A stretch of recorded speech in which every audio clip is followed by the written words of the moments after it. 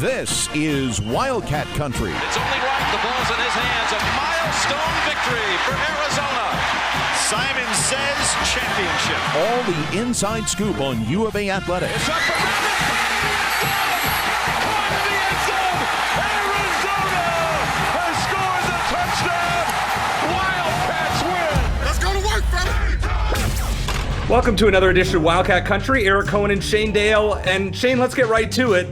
We have, I guess, the man not only of the hour, but of the last 6 months on the University of Arizona campus. He has come in and just done some great things thus far. Jedd Fisch, the head football coach for the University of Arizona football team, joining us here on Wildcat Country. Coach, really glad to have you. Thank you very much for doing this. My first question is, when you got hired in late December, you had a game plan. And thus far, it's been crazy to all of us on the outside. Would you say, though, that you have achieved what you had planned on doing? You've overachieved or underachieved?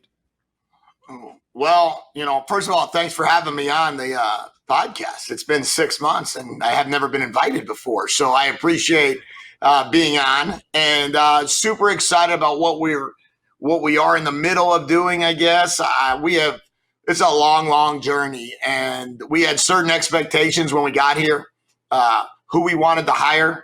The staff was always, in my opinion, the most important thing that we could do is get that right.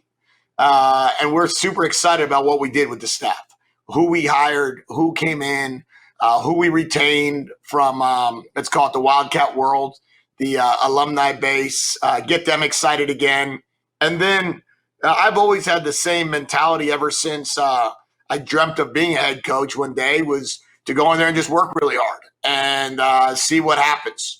And see, I like to tell people that if you just, treat people right and you're able to connect with a lot of different people in a lot of different areas, you have a chance to be hopefully a successful football coach on the field. And that's our ultimate goal. Jedd, first of all, just to be clear, you have an open invitation to join us every week on this podcast if you'd like to. So thanks so much for taking the time. When you were named the new head coach at Arizona, it's fair to say a lot of Wildcat fans were skeptical, to put it nicely. And I'll admit I was one of them, okay?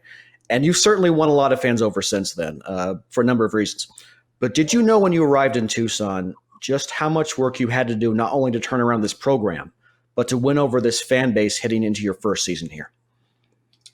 Yeah, well, I probably didn't think about winning over the fan base per se. I kind of felt like if we did everything that we set out to do. And I said that to Dave when Dave interviewed me. I said it to Dr. Robbins when Dr. Robbins interviewed me. I said, I'm not worried as much about winning over really anybody right now other than our football team, because if we do it the way we believe we will do it, hire great people, go get some of the top coaches in the country, stay connected with so many NFL coaches and have them come visit and be a part of this program, recruit really well, connect with our own team, spend a ton of extra time with our players, that, you'll start winning them over because you'll just be doing the right things. And my goal is always just to do the right thing on the field, off the field, connect with the alumni, connect with the donors. I understand who helps us get to where we want to be. We've, done an entire renovation of our building that we didn't plan on doing because we've had supporters that wanted to step up and help us. And that's the exciting part of where we're at. And I love our players. I love that they come up to my office and visit with me and tell me about what I would have learned during recruiting. So it's a lot of fun, and we're thrilled to be a part of this. You mentioned many of whom we've had on this program, and a couple of you happen to hire as well. You've definitely gone above and beyond in making alumni feel welcome. That's been abundantly clear with everyone we've talked to. And it's the first time in a long time for a lot of them who maybe they felt disconnected from this program before. They definitely don't now. Why has that been such a focus for you? Well, I've told this story before that when I got hired, I was going to hire Ricky Hunley no matter what job I went to. I was Ricky's GA 20 years ago. We've always stayed in touch. I've always had the utmost respect for Ricky. I've always wanted him to coach the linebackers or the defensive line wherever I was at. 4 years ago, I met Chuck Cecil and really enjoyed our time together. I was not with him at the Rams, but I followed him. and I know what the players said about him. I know the respect that he has. So those were two really easy hires. My first night that I got the job, Coach Belichick introduced me to Teddy Bruschi, and we connected right away, and I felt that there had to be a role for him somewhere in our program. And, then you get to meet guys like Brandon Sanders and Cindric Steptoe, and now you have 5 alumni in your building. And then, you also have some recruiting coordinators and some other jobs out there. And so then you start reaching out to the alumni, and you start they do the best job for you, right? Those 5 guys talk about what we're doing in our building. They talk about how they've connected. They talk about how we run our program. And then that information just trickles out.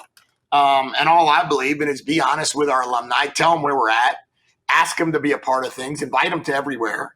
And we could have a spring game that had 204 or 196 former Wildcats came back.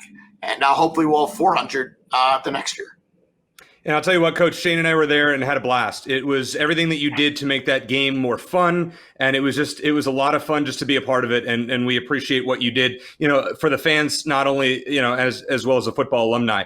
I know this is kind of a blunt question, but your expectations for year one are? To play really, really hard, to never walk off the field with anything but appreciation for the players' efforts, and see how many games we can win doing that.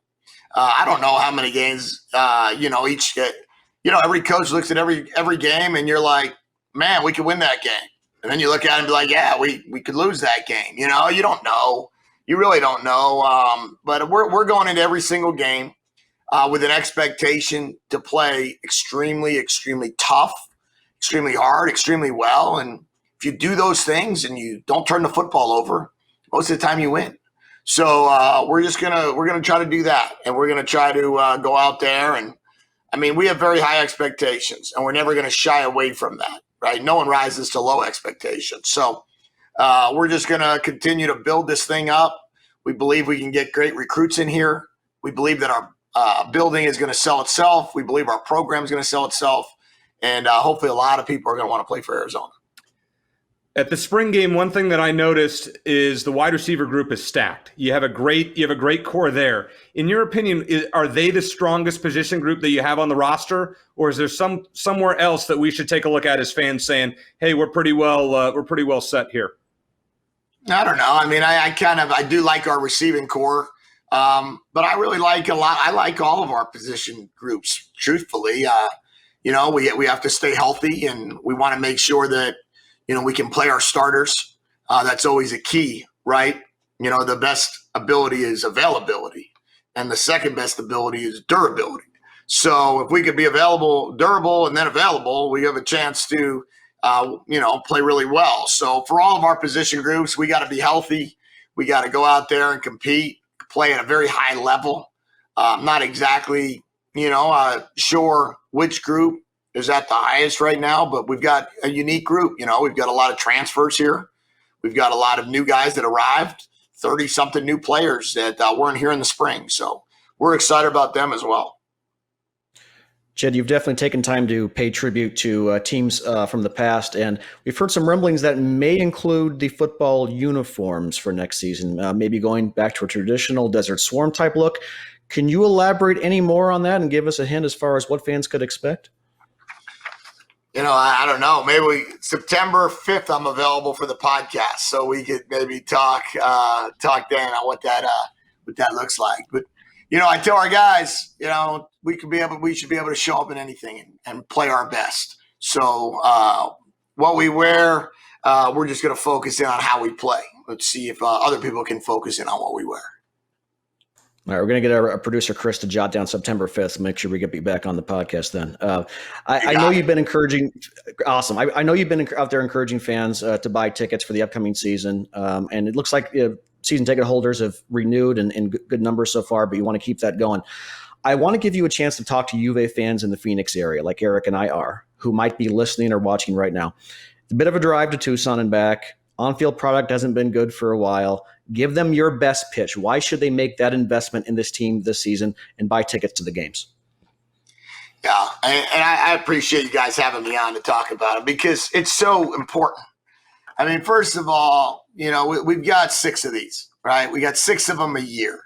And the opportunity to be able to watch a live football game at a place which could have an incredible atmosphere and be able to start new traditions, and which we're going to start new traditions, and be a part of what I really believe is an SEC atmosphere. And that's what we have to create. We have a chance to be in a college town with a ton of hotels. 1 million people are living, Tucson. Then you have all of Phoenix, all of Scottsdale, all of, Maricopa County, and a chance to all be a part of this thing. It's an hour and 45-minute drive. I just made it for the Suns game the other night. And the truth be told, night games are awesome. In the NFL, it's like the player's dream to play at night. So I tell our guys, like, this is a dream come true. 7:30 at night under the lights, the weather's perfect. And, like, what else are you going to do? Sit at home and watch it, or be a part of an entire culture that's changing. And if we could sell this place out, it will be awesome. And that's what it's like. Oh, no, if you win, we'll come. How about if you come, we'll win? And, let's trade it that way and say, if you keep coming and we keep competing hard, these kids deserve it. They're working their tails off at 6 in the morning and at 6 at night to be able to put a great product on the field. Will it be great? I don't know, but it's going to be something that you'll be proud of because they're going to work they're going to give everything they got, blood, sweat, and tears. And we would love to fill the stadium and sing and cheer and wave the Tucson towels and sing Bear Down at the end of the third quarter. I want all arms around each other. I'm going to show that on Twitter, what we're going to do, and we're going to break right into another song. And we're going to do it, let's call it the SEC way, and make it the greatest home field in the world.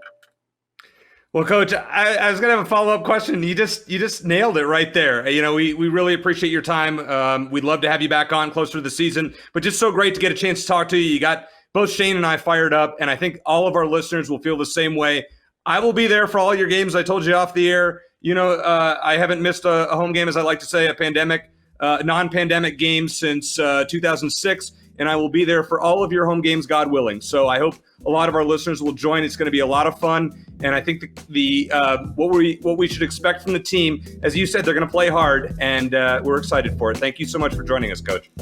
Thank you, guys. Let's do it in August again.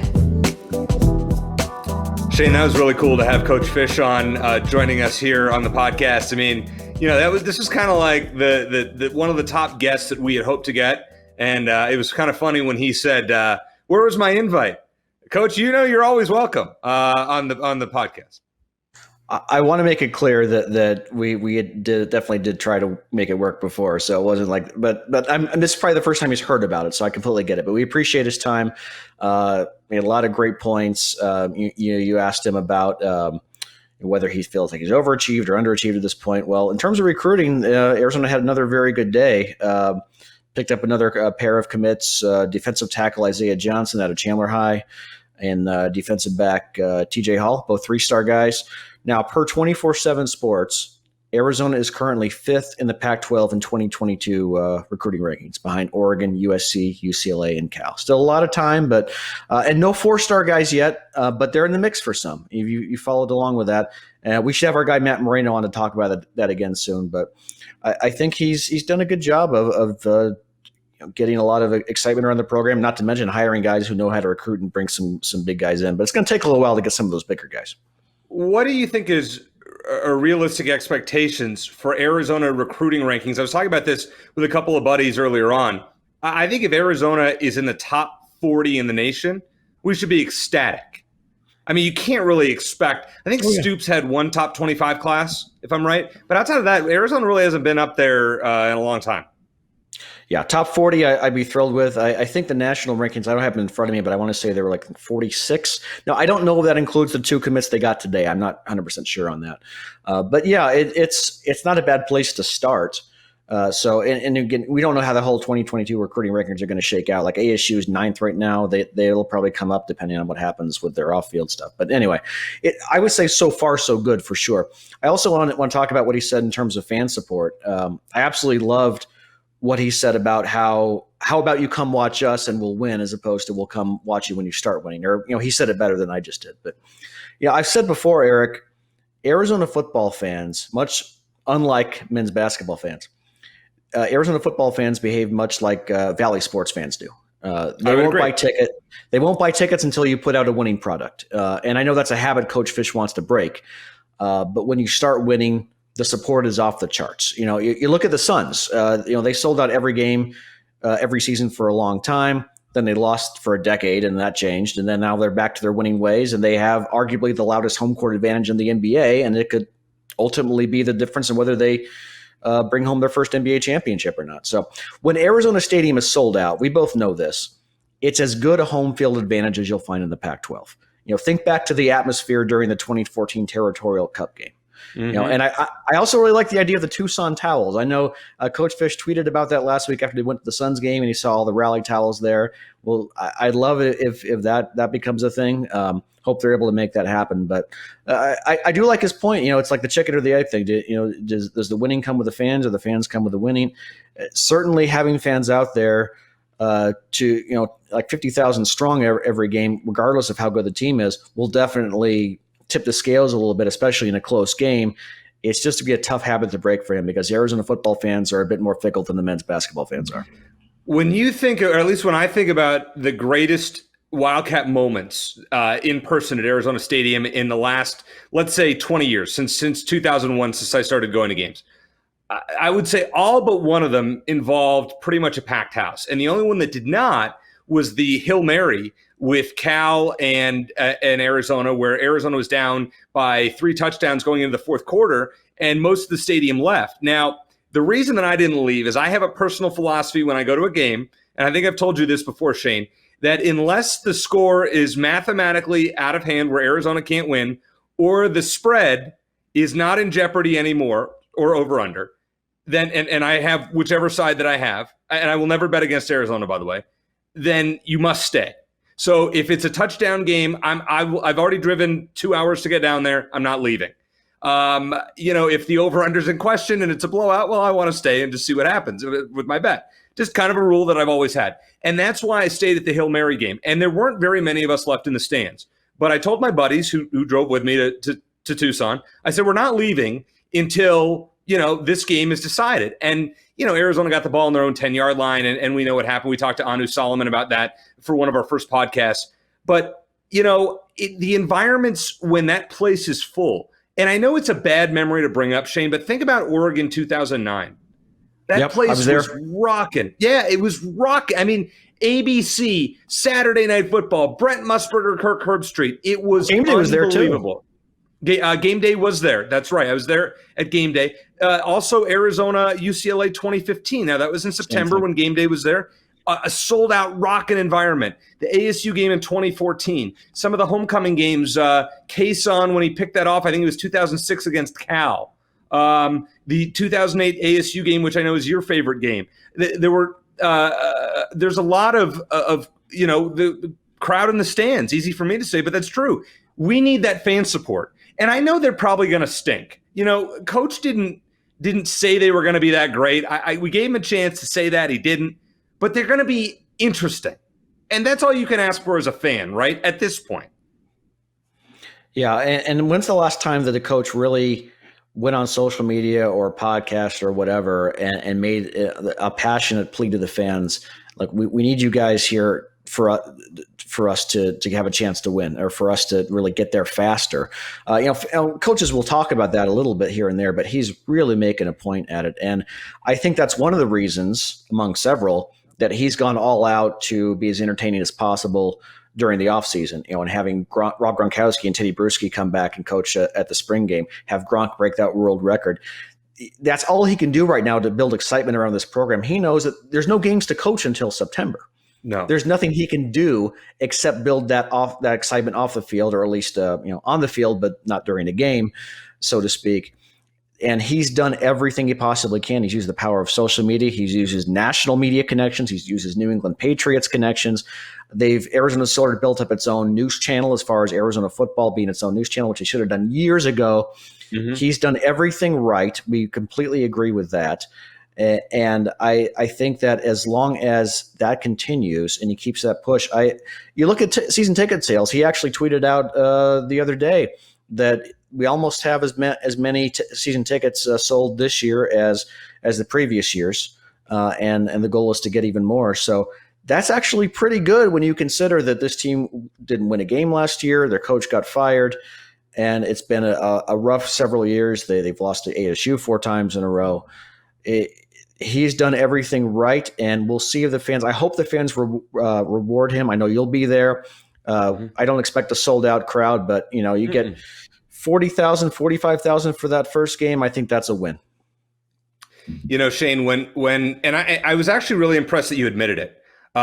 When Jedd Fisch was hired, as you said I wasn't a fan, and I was very skeptical myself. I was very like, what are they doing? Jedd Fisch has won us over. And if you heard his interview before us, which you obviously did listening, and I'm talking to the listener here, you listen to Jedd Fisch, how can you not be on board with what he's saying? How can you not get excited about Arizona football? The guy spreads excitement, and that's all you can ask right now with a team that as you said, Shane, hasn't won since 2019. Right. This is a guy that was essentially a no-name hire.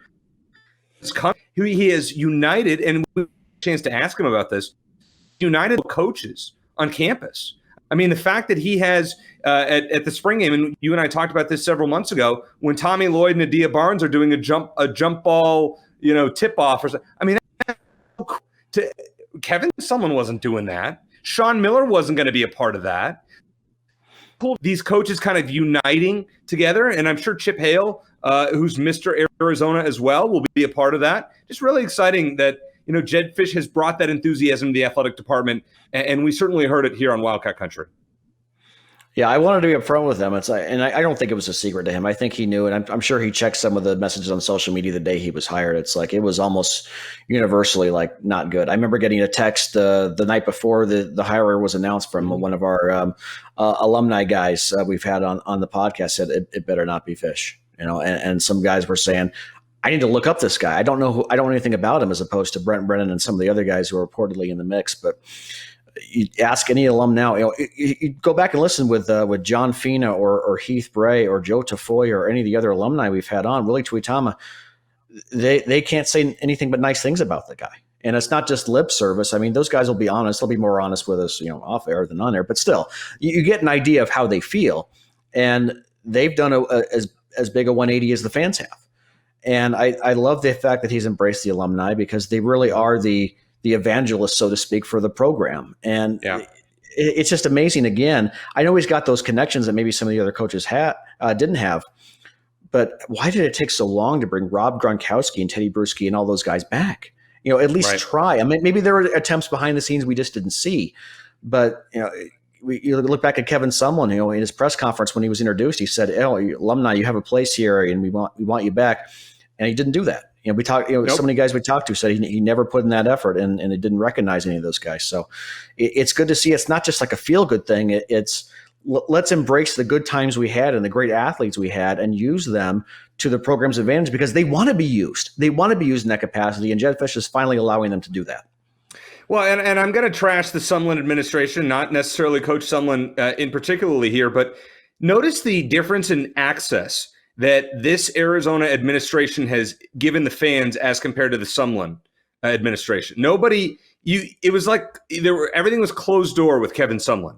Now we have, as you mentioned, Shane, they have their own communications channel. You see, Jedd Fisch is allowing videos of him at 6 a.m, what his day is like. He's going on national radio shows and national TV shows and even our podcast to promote his brand. It's night and day, and it's really exciting. And we're going to be talking about a lot of Arizona losses this year. I mean, that's just, I think he knows it. I think, we all know it. But if the team plays hard and a lot of those losses are close, I want to see more. If you're going to lose, I almost want to lose like they did against USC right off the bat, where that was a game they could have won, and a maturing team would have grown into that. But unfortunately, this team backslid, and they never really were competitive the rest of the season. I'm encouraged, and I would say Arizona will be in, I want to say 8 games this year, if not more. Yeah, I think that's all we want to see. Not all 3-9 seasons are created equal. The Arizona could go 3-9 and get blown out in all 9 of their losses, or they can go 3-9 and come close to beating some good teams on the way, give them some scares. That's what we want to see. I think most Wildcat fans are like, okay, I'll take a 3 or 4 win season if there's at least promise that we can get over the hump in a year or two. And I think that this program under Jedd Fisch has a much better chance of improving from beginning of the season to the end than last year's team did or the previous year's teams did. The other thing I like about Jedd Fisch is if there's even a remote chance that something he could do could boost the program in some way, he's going to do it. He came on this podcast not because we're super awesome guys and we have, and we have like the kind of following like ESPN does, even though I like to think that, but we don't. He came on because he's got a chance to talk to people directly and try to sell tickets and try to sell them on the program. Not every coach, not every Power 5 coach would be willing to come on a podcast like this. I appreciate everyone who listens, but we're not ESPN. We're just not. And if there's an outside chance that something is going to boost Arizona's stock in one way or the other, Jedd Fisch is going to do it because he knows really he has to. That's where this program is at. Plus, it's just in his nature. He goes all out. He's not a guy who does anything halfway, and I appreciate that about him. So if Arizona's not very good under his tenure, if he doesn't have a successful run at Arizona, it's not going to be for lack of effort, that's for sure. Right. And we can't necessarily say that about his predecessor. My goal for Arizona football is in December after the season ends, regardless of what happens against ASU, I want to be able to say, I think this is a bowl team in 2022-23. I think you're in Jedd Fisch's second season, Arizona's going to make a bowl game. I don't care if they're 6-6. They have 5 Pac-12 games at home in 2022. We should be able to say, hey, this team is on the brink of making the postseason. And for those who say, well, it doesn't matter, 6-6, there's so many bowl games. It's about the extra practices. When you get 15 extra practices or up to 15 extra practices, it makes a huge difference. It's a chance for your guys to work together because college limits the number of practices. This isn't like the NFL. So the fact when you can have organized extra practices to work forward to the next season, that's really important, especially for a team with a ton of new personnel, relatively new personnel. It's Arizona is going to have over the next couple of years. So thanks to Coach Fisch for coming on. That was really, really cool, Shane. I want to transition to something that I saw in the media, and I like John Wilner from the Bay Area News, I believe it is, San Jose Mercury News. He's a very good Pac-12 writer, but he wrote something this week that I thought was ridiculous and foolish, and I'm curious if you think it's off base or he's onto something. Wilner, in talking about the Pac-12 basketball season coming up, he ranked Arizona 9th amongst the 12 teams in the conference. Arizona has never, since Lute Olson took over, finished 9th or below in the Pac-10 or Pac-12. What in the hell is John Wilner thinking with 3 established starters in Kirk Risa, Ben Mather, and Azuolas Tubelis coming back? Yeah, well, first of all, what the previous Arizona teams have done has nothing to do with this year's team. So that part of it doesn't bother me. I'm like you, Eric. I respect John's opinion. I think he's way off on this one, though. For one, he seems in his write-up, he didn't even mention Azuolas Tubelis. He seems to have forgotten he exists. Tubelis was phenomenal, along with Ben Matherin in the FIBA U19 World Cup. They were both stars. And while I'm disappointed that Arizona hasn't been able to land one more impact transfer, they've had their shot at several. It hasn't come through yet. Time's running out for them to add another impact guy. If those 2 guys, Tubelis and Matherin, both take a step forward next season, Arizona can be a very good team. And I say a step forward as they both had great freshman seasons, and Tubelis especially peaked toward the end of the year. Wilner doesn't have either guy in his all Pac-12 first or second team, and he doesn't even have Mather in his third team. I'm sorry, but that's absurd. Now, and I know, I know we're biased homers, okay, but come on. We'll tell it like it is. Arizona's not going to win the Pac-12, okay? UCLA is going to win the Pac-12. Yeah. And Arizona might not finish second. But if Tubelis and Matherin keep progressing, Kirk Kriisa, who we had on last week, we appreciate him coming on. I wasn't able to be a part of that interview, but I appreciate you taking care of that. Anyway, Kirk Kriisa gets a full season to play. Tubelis and Matherin keep progressing. Some of these newcomers help them add enough depth to make this a quality 8 or 9 man rotation, which I think is feasible. I think the Wildcats can be at least as good as they were last season. Not top 25. Yep. But borderline tournament contender if they're eligible. We'll wait and see what happens with that. And I think Tubelis and Matherin is kind of like having a great quarterback on an average team. I think you have 2 stars on a men's basketball team that can cancel out any number of deficiencies that this team has, including at the point guard position. If they're able to combine, if Tubelis and Matherin are able to combine for, say, 35 points, 15 rebounds a game, combined to go close to 50% from the field, which they almost did last season, and 40% from 3. They're more than capable of doing all those things. And you know me, Eric, I'm a pessimist by nature, but I would be stunned if Arizona doesn't finish in the top half of the Pac-12 next season, health permitting. Yeah, and I would tend to agree with that. I think one thing that I want to take exception with that you said, I will bet you, Shane, we can make a gentleman's bet here, that Arizona at some point next season will be in the top 25. Now, I have a feeling that the Wildcats will crack it, as they did this past season. I have a feeling they will crack the top 25 at some point. Are they going to be a consistent top 25 team? I probably doubt that.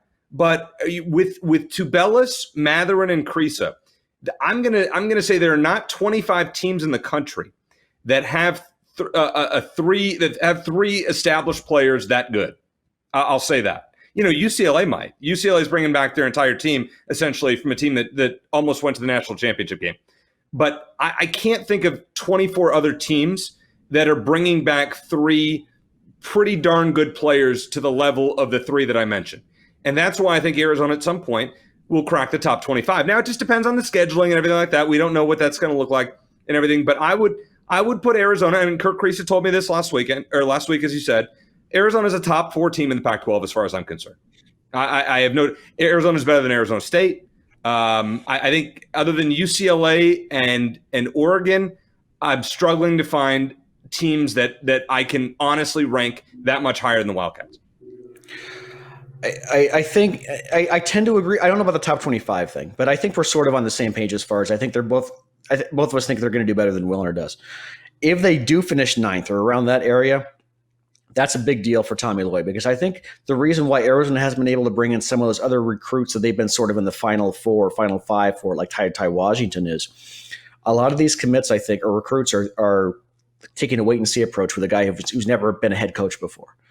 And Arizona has to be at least as good, if not a little better, than they're technically supposed to be, like according to the media, according to the experts. If they're worse than that, I think I could set back. It's going to be a timeline for Arizona. It's going to be, maybe 3 or 4 years before they're, if things go well, before they're, maybe a Final 4 team again, at least. No way. Well, I think 3 or 4 years is realistic. But I think that if they have a bad first season, they get off to the wrong foot under Tommy Lloyd, that could set them back a couple of years. Because I think a lot of these recruits are going to be like, well, I haven't seen it from this guy yet. I haven't seen him be a great head coach yet. So as long as Arizona can be a borderline tournament contender, I think that's going to work wonders for Tommy Lloyd and for recruiting. They've already done a decent job, but I think they're going to get a lot of those guys and have the same kind of classes or close to it that Sean Miller did if they have a decent first season under Tommy Lloyd where they're in the top half of the Pac-12, maybe top 4. If they make a top 25 appearance, that would be huge, and are at least in contention for the NCAA tournament. All right, I'm going to go full homer here, Shane. In 2022-23, I believe that Arizona, if Tubelis, Matherin, and Kriisa come back, who knows at this point, if they come back for their junior seasons, Arizona will make a run at least the Sweet 16, if not further. I'm going on record right now and saying that. I really believe these are 3 NBA players playing for the Wildcats right now, and they will add some pieces between now and not this season, but next season. Watch out. A second-year coach, look at Sean Miller, what he did in his second year. Mind you, Derek Williams was the best player in the country that year. But they came within a shot of the Final Four. I would not be shocked if the core stays in place that Arizona was in the same position in March of 2023. Just so difficult to do. I know it's predicated on an if. Right. Right. But Matherin could have gone pro if he wanted to after his freshman season. So we'll have to wait and see. I totally get your point, but I would be satisfied with 20 wins and a Pac-12 tournament semifinal appearance. I'd love to be able to do all those things again with fans, for one thing. But I think that it's going to take some wins for them to get more wins, if that makes sense. And if Tommy Lloyd doesn't have a good first year, I think it's going to set back this program more than people would like to admit. That's just my opinion, and I hope I'm wrong. And hopefully it doesn't come to that. The last thing I want to talk about on the show, Shane, I have some sour grapes, and I may be grasping at straws here, but I'm very proud that the Wildcats baseball team had 7 players drafted in the MLB draft. Jay Johnson, who coached all of these 7 players, did not tweet out a congratulations to any of them. I'm very disappointed in that. And I know Jay Johnson is not our head baseball coach anymore. Chip Hale is, and I'm very excited to see what Coach Hale can do. I'm starting to get more on the Chip Hale bandwagon as we go along here. I'm disappointed. It's like Jay forgot that he coached at Arizona. And these are 7 players who were the core of this team that made a run to Omaha, and he couldn't congratulate him. That is my bone to pick this week. I think we just have to accept, Eric, that Jay Johnson was just not that into us. He just was never that into us. We had a great time talking with him, but yeah, I think he's moved on. We had hurt feelings about it. I think I agree. It would be nice to see him say something on social media, but you never know. He probably texted. Well, maybe he might have texted these guys and sent them congratulations. You don't have to do everything in public. My whole thing from last week, Eric, was not saying anything, like not saying a thank you to the university publicly in any way, or thank you to the fans, right, whether it was at his introductory press conference or social media. The stuff now, I mean, I don't really care about. Who knows what goes on behind the scenes. But I am very proud, and it's a good thing that Arizona had 7, like you said, 7 draft picks. Only, I believe only 5 schools had more, at least as of Tuesday afternoon. So that's a good sign. I know that their coach now is gone, but that shows you right there, kind of like with the basketball team, like with DeAndre Ayton being in the NBA Finals and Solomon Hill making it to the conference finals. You get those constant reminders that Arizona is a very good program, and you know that for baseball as well. They weren't perennial powerhouse, but they were very good under Andy Lopez. They were very good under Jay Johnson, obviously Jerry Kindle back in the day. So there's that legacy of having a very good team. And I think that's going to help Chip Hale, as like Tommy Lloyd, he doesn't have that head coaching experience. Just having that pedigree of Arizona baseball, it's not as big as some other schools. Nope. But having that, they just came off a Pac-12 championship. You know that they can win here. It's not just about Jay Johnson. It's about the history of the program as well. I think that's the timing of the draft was good for Chip Hale, because he can say, look, we just had 7 draft picks. I know I wasn't the coach there, but that's because that's Arizona baseball, and that's where you want to go. So I think that's a big boost. As far as Jay Johnson, I'm more or less over it. I'm still not thrilled with the way he ended things, but I wish him the best, and I would love for Arizona to beat LSU in a super regional at some point, but we'll see what happens. Congratulations to Ryan Holgate, Brandon Bossier, Dante Williams, Gil Luna, Chase Silseth, Kobe Cotto, and the last one was Austin Smith. So all 7 Wildcats that were drafted. Congratulations. Best of luck to you in your pro careers. And there will be many more from this program that are drafted. Chip Hale will have these guys ready to play. We will talk more about Arizona baseball in future episodes, but we were very fortunate to have Coach Jedd Fisch from the football team join us on this episode. It was just really a thrill, and we really look forward to having him back on. And Shane, give us a final thought on what we talked about in this episode. Pretty good stuff. I want my Tucson towel. Make that happen, Coach Fisch. I'm excited for the Tucson towels. And I'm excited for these new traditions that Coach Fisch talked about, which we're going to find out more. That end of the third quarter, Wisconsin has jump around. What will Arizona have? I guess we'll find out in the fall. I am, though, disappointed that he did not tell you more about the new uniforms, which I believe are more of a retro look to the Desert Swarm days. That's just my guess. But thanks, Coach Jedd Fisch, for joining us once again. For Shane Dale, I'm Eric Cohen. Thank you to the All AZ Sports Network and our buddies over there for working with us and to be a part of that. And thanks for listening. And as always, bear down.